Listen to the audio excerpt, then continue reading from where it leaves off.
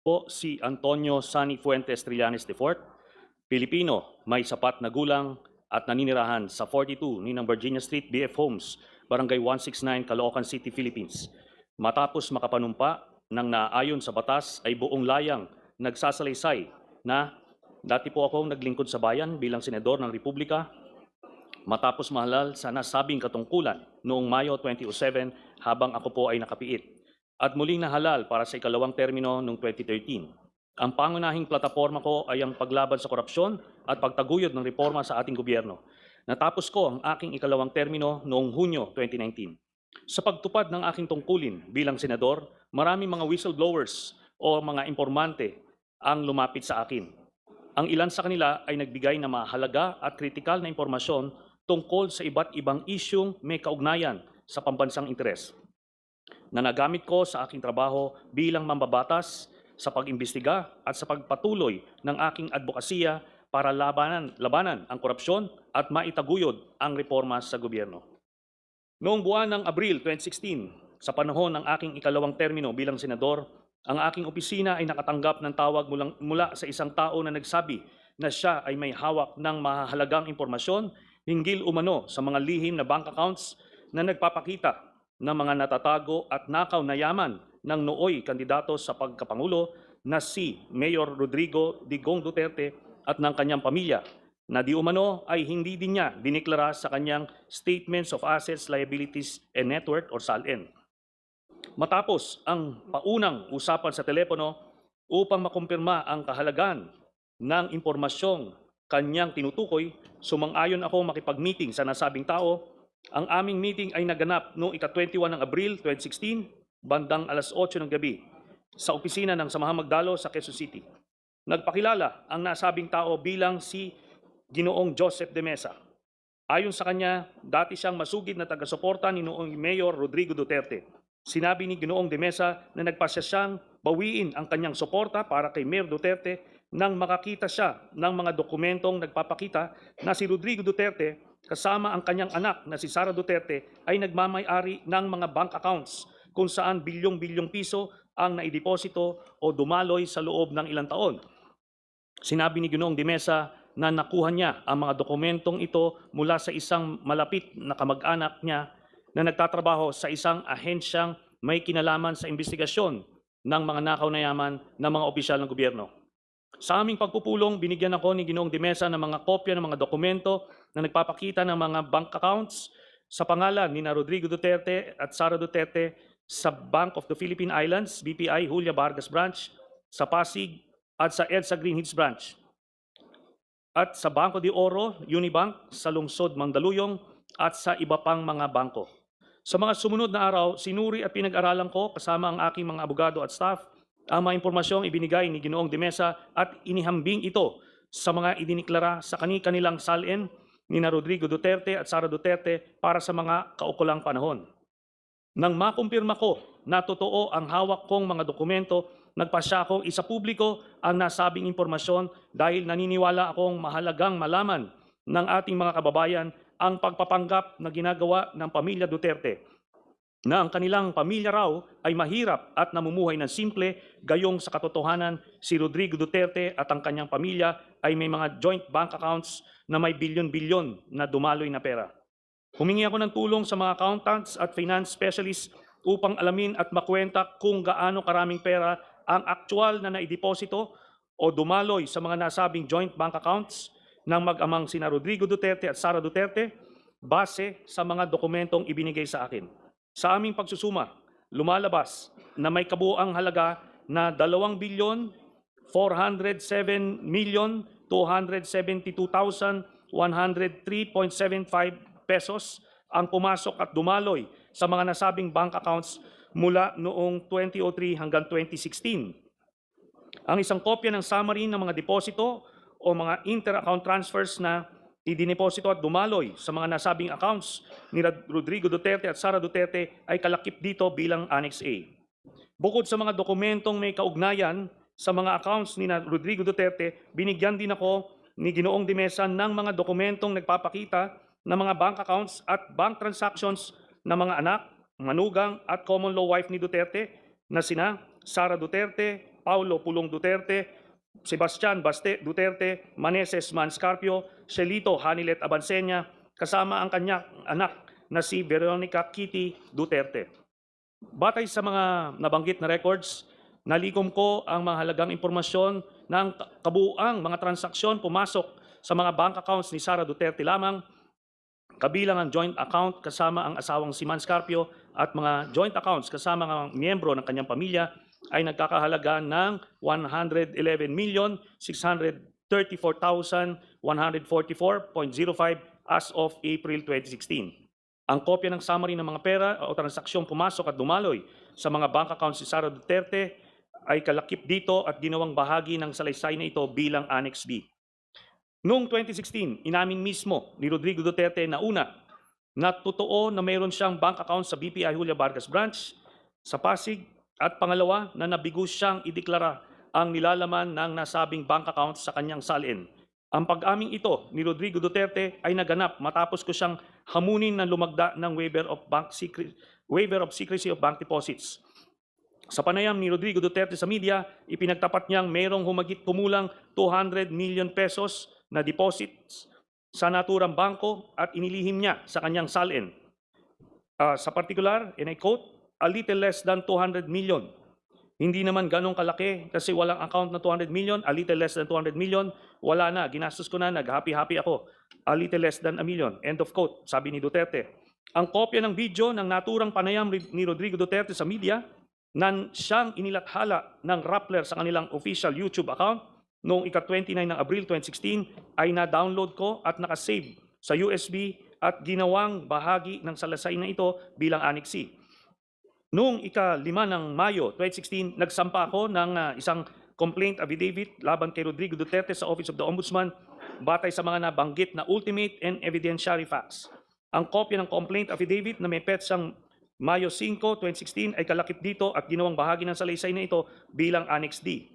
Noong 2017, sa panahong panunungkulan ni Rodrigo Duterte, matapos suriin ang aking reklamo, iniulat ni Overall Deputy Ombudsman Melchor Arthur Carandang na mayroong sapat na batayan upang ituloy ang investigasyon hinggil sa malalaking bank deposits ni Rodrigo Duterte at ang kanyang mga anak at common law wife na si Hanilet Abinsenya, kabilang na rin si Sara Duterte. Ang printed na kopya ng artikulong tungkol sa nabanggit na pag-ulat ni Overall Deputy Ombudsman Melchor Arthur Carandang na may sapat na batayan upang ituloy ang investigasyon na siyang inilathala ng GMA News Online noong ika-27 ng September 2017 na may caption na Ombudsman starts probe on Duterte's wealth after finding basis in Trillanes complaint ay kalakip dito at ginawang bahagi ng salaysay na ito bilang Annex E. Bukod pa rito, sa isang public statement sa media, kinumpirma ni Overall Deputy Ombudsman Carandang na magkapareho o similar ang nilalaman ng mga listahan ng bank transactions ng pamilya ni Rodrigo Duterte na isinama ko sa aking complaint at mga records at bank accounts ng pamilya Duterte na na-turn over sa kanya ng Anti-Money Laundering Council sa kanyang pag-iimbestiga. Ito ay nireport ng GMA News Online sa isang artikulo na lumabas noong ika-28 ng September 2017 na may caption na Duterte Wealth Documents from AMLAC similar to what Trillanes has, Ombudsman. Ang printed na kopya ng nabanggit na artikulo ay kalakip dito at ginawang bahagi ng salaysay na ito bilang Annex F. Dahil dito, si Overall Deputy Ombudsman Carandang ay agad na suspinde at kalaunan ay pinatanggal sa tungkulin sa utos ni Rodrigo Duterte. Kaya natigil ang kanyang pag-iimbestiga sa mga bank accounts at tagong yaman ng pamilyang Duterte. Ito ay inireport ng Philippine Daily Inquirer sa kanyang artikulong lumabas noong ika-1 ng Agosto 2018 na may caption, Malacanang fires Deputy Ombudsman Carandang. Ang kopya ng naturang report ay kalakip dito at ginawang bahagi ng salaysay bilang Annex G. Ang mga kopya ng mga summary ng mga transaksyon ng bangko ni Sara Duterte, Rodrigo Duterte, Pulong Duterte, Baste Duterte at ang common law wife ni Rodrigo Duterte na si Hanilet Abansenya kasama ang kanilang anak na si Kitty Duterte ay kalakip dito at ginawang bahagi ng salaysay na ito bilang Annex H, H1, H2, H3 at H4. Batay sa mga nabanggit na records, nalikom ko ang mga sumusunod na mahalagang impormasyon na nagpapakita na si Sara Duterte at ang mga miyembro ng kanyang pamilya kabilang na ang kanyang ama na si Rodrigo Duterte, ang common law wife ni Rodrigo Duterte na si Hanilet Abansenya, kasama pa ang kanilang anak na si Kitty Duterte, ang mga kapatid niya na si Pulong Duterte at Baste Duterte ay tumanggap ng pera o nag-encash ng daang-daang milyong halaga na mga cashier's checks o personal checks mula sa isang kilalang drug lord na si Sammy Uy, na kilala rin bilang Samuel Uy, gaya ng mga sumusunod. On March 17, 2011, nakatanggap si Sara Duterte ng 7,440,846.07 pesos mula sa drug lord na si Sammy Uy. Noong 25 October 2011, nakatanggap muli si Sara Duterte ng kaparehas na amount na 7,440,846.07 mula sa drug lord na si Sammy Uy. And after 6 months, nakatanggap muli si Sara Duterte, April 24, 2012, nakatanggap si Sara Duterte ng parehas na amount, 7,440,846.07. Ang total na tanggap ni Sara Duterte mula kay drug lord na Sammy Uy ay 22 Excuse me, million. Senator Trillanes. Yes. Sandali lang po. Meron lang pong...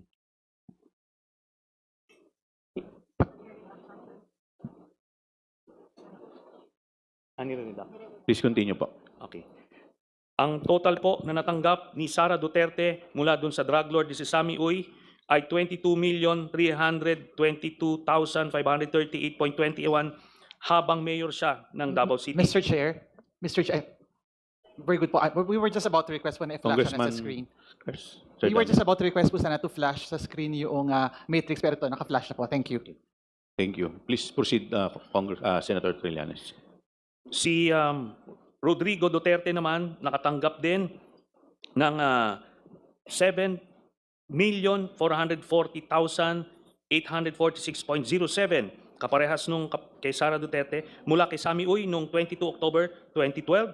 Noong 04 April 2013, muling nakatanggap ng pera si Rodrigo Roa Duterte ng 7,440,846.07 mula kay Sammy Uy. Ang total na tanggap ni Rodrigo Duterte ay 15,656,692.14.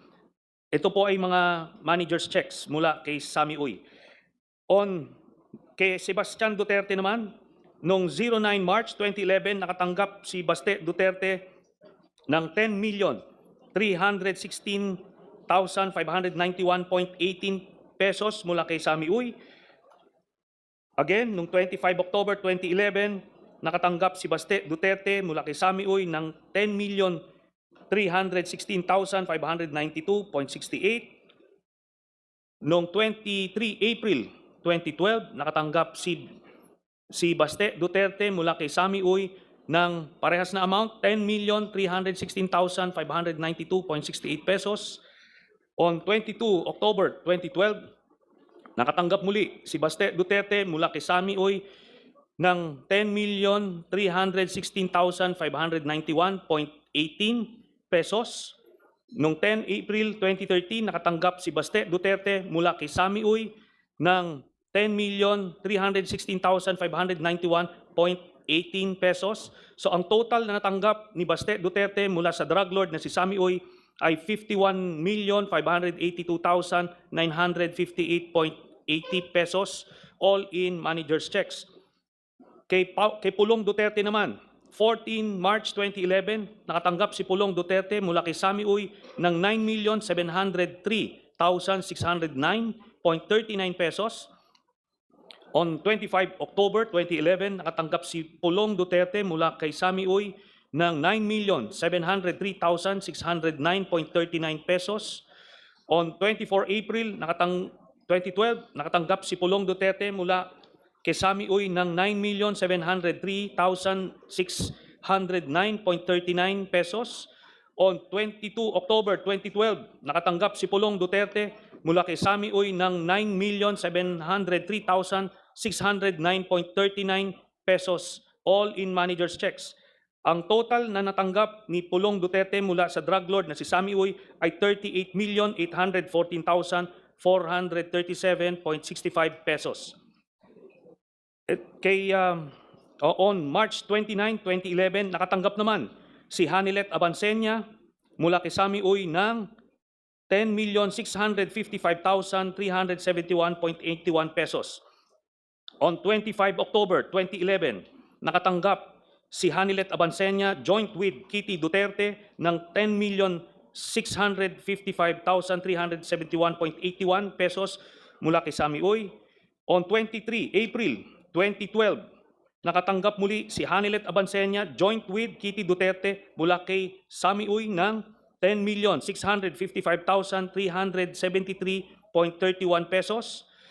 On October 22, 2012, nakatanggap si Hanilet Abansenya joint with Kitty Duterte mula kay Sami Uy ng 10,655,373.81 pesos. On 10 April 2013, nakatanggap si Hanilet Abansenya joint with Kitty Duterte mula kay Sami Uy ng 10,655,373.81 pesos in manager's checks. Ang total na natanggap ni Hanilet Abansenya joint with Kitty Duterte mula sa drug lord na si Sami Uy ay 53,276,860.55 pesos. Ang grand total na nakuha ng Duterte family mula sa isang drug lord na si Sami Uy ay 181,653,487.36. Ang kopya ng summary ng mga transaksyon sa bangko na nagpapakita ng mga payout ng kilalang drug lord na si Sami Uy, kina Sara Duterte at sa mga malalapit na miyembro ng kanyang pamilya ay kalakip dito at ginawang bahagi ng salaysay na ito bilang Annex I. Si Sami Uy ay isang kilalang political contributor ni Rodrigo Duterte at kilalang kasama o kasosyo ni Michael Yang, ang dating economic advisor ni Rodrigo Duterte na siya namang iniuugnay sa mga kontrobersyang Farmally at Pogo, gayon din sa bilyong-bilyong halaga ng mga iligal na droga na nakumpiska sa isang bodega sa Pogo Compound sa Porac, Pampanga. Ang kopya ng artikulo na sinaliksik at sinulat ni na Carol Ilagan at Malu Mangahas ng Philippine Center for Investigative Journalism na may pamagat na 334 million from only 13 donors funded Duterte presidency ay nailathala noong ika-5 ng Disyembre 2016 kung saan naisiwalat na si Sami Uy ay kasama sa eksklusibong grupo ng political contributors ni Rodrigo Duterte ay kalakip dito at ginawang bahagi ng salaysay na ito bilang Annex J. Bukod dito, ang mga larawan ni Sami Uy kasama si Rodrigo Duterte at o Sara Duterte ay kalakip dito at ginawang bahagi ng salaysay na ito bilang Annexes K series. Sina Michael Yang at Sami Uy ay parehang hayagang pinangalanan ni SPO4 Arturo Las Cañas na sangkot sa operasyon ng mga laboratorio ng Shabu sa lungsod ng Davao. Ang isang kopya ng video ng panayan ni SPO4 Arturo Las Cañas sa journalist na si Christian Esguerra sa programa sa YouTube ng huli na Facts First kung saan isinalaysay ni Las Cañas ang pagkakasangkot ni Sami Uy sa Davao Death Squad at sa operasyon ng mga laboratorio ng Shabu sa Davao City na siyang na-download at nakasave sa USB ay kalakip dito at ginawang bahagi ng salaysay na ito bilang Annex L. Dagdag pa rito, ang kopya ng video ng press conference ni SPO4 Las Cañas gamit ang Zoom na may petsang ika-31 ng Enero 2024 kasama si Aris Ilagan ng Pilipinas Today kung saan inilarawan ni Ginoong Las Cañas ang laboratorio ng Shabu na matatagpuan sa Dumoy, Davao City na may pagmamayari at pinamamahalaan ni Sami Uy, Michael Yang at Rodrigo Duterte at na-download at nakasave sa USB ay kalakip dito at ginawang bahagi ng salaysay na ito bilang Annex M. Gayon din, ang kopya ng video ng press conference ni SPO4 Las Cañas gamit ang Zoom na may petsa ika-31 ng Enero 2024 kasama si Aris Ilagan ng Pilipinas Today kung saan ibinunyag ni Ginoong Las Cañas ang isa pang laboratorio ng Shabu na matatagpuan sa Green Heights Subdivision na magmamayari at pinamamahalaan din ni Sami Uy at Michael Yang, ganun din ang pagpaslang ng mga kawawang construction workers doon na na-download at nakasave na sa USB at kalakip dito, ginawang bahagi nito bilang Annex N. Si Ginoong Las Cañas ay kusang loob na umaming isa siya sa mga pinuno ng Davao Death Squad at tinanggap bilang testigo ng International Criminal Court sa kasong may kinalaman sa extrajudicial killings laban kay Rodrigo Duterte. Kailanman ay hindi itinanggi ni Duterte ang mga paratang ni Ginoong Las Cañas na makailang beses na lumabas sa publiko. Sa kanyang 186 pahinang affidavit, ididetalye ni Ginoong Las Cañas ang papel ni Sammy Uy sa Davao Death Squad at sa operasyon ng mga laboratorio ng Cebu sa lungsod ng Davao gaya ng mga sumusunod. Pahina 77. The several circumstantial events that raised my doubts and suspicions on Mayor Rodrigo Duterte's sincerity and honesty on his illegal drugs campaign because Michael Yang, sponsor and patron in Davao City, was Mr. Sammy Uy, also a bosom friend of Davao City Mayor Rodrigo Roa Duterte. Pahina 112, it was Sammy Uy who ordered Ben Laud to start the slaughter of the alleged suspects one by one, allegedly to extract confession. However, until the last one, no one among them confessed. According to Ben Laud, it was Mayor Duterte who ordered him and cleared the killing of the alleged suspected robbers through Bongo. Sa pahina 117, Sonny Benaventura in a teasing manner described to me that Sammy Uy is a gambling and shabu mafia in Davao City. Sa pahina 182, I say and declare and truthfully that the person of Mayor Rodrigo Duterte and his son Paulo Pulong Duterte are directly involved in the illegal drug trade in Davao City. Mayor Rodrigo Roa Duterte in partnership with Michael Yang and Sammy Uy, and Pulong Duterte in partnership with Charlie Tan. Mayor Rodrigo Roa Duterte also had police enablers in Bato de la Rosa and Wilkins Villanueva in the illegal drug trade. Sammy Uy has an import-export business in Davao City. He also owns a cockpit arena in Matina, Davao City. Sammy Uy is Mr. Michael Yang's patron friend in Davao City. I know it also through Michael Yang's custom broker, Mr. Randy Usman, my friend and associate in smuggling activities in the port of Davao in year 2012. Also in the massacre of subdivision construction workers I discussed above, Sammy Uy was a participant in the said murders in the Laud Quarry.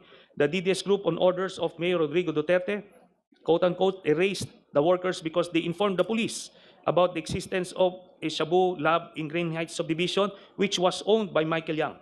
Mayor Rodrigo Roa Duterte, Sammy Uy, and Michael Yang are friends and close to each other. I saw them personally together in hotels in Davao City and in several occasions. Ang kopya ng 186 pahinang affidavit ni dating SPO4 Arturo Las Cañas, kabilang ang 3 pahina ng mga annex na nakalakip doon, ang video ni SPO4 Las Cañas habang isinasalaysay ang nilalaman ng kanyang affidavit at ang video ni Las Cañas habang nilalagdaan ang kanyang affidavit at pinapatunayan ang katotohanan nito na siyang mga kopyang isinumite rin sa ICC bilang ebidensyang testimonyal para sa prosecution ay kalakip nito at ginawang bahagi ng salaysay na ito bilang Annexes O, O-1 at O-2.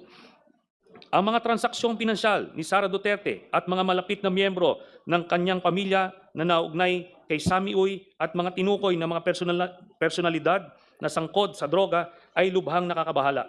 Hindi lamang ito ay malinaw na paglabag sa konstitusyon at sa iba't ibang batas ng bansa, kundi malinaw din na naglalagay sa malalim na pagdududa sa kanyang personal na integridad at kakayahan o moral capacity upang patuloy na magsilbi bilang pangalawang Pangulo ng Republika. Kaya naniniwala ako na dapat lamang panagutin siya at litisin sa pamamagitan ng impeachment.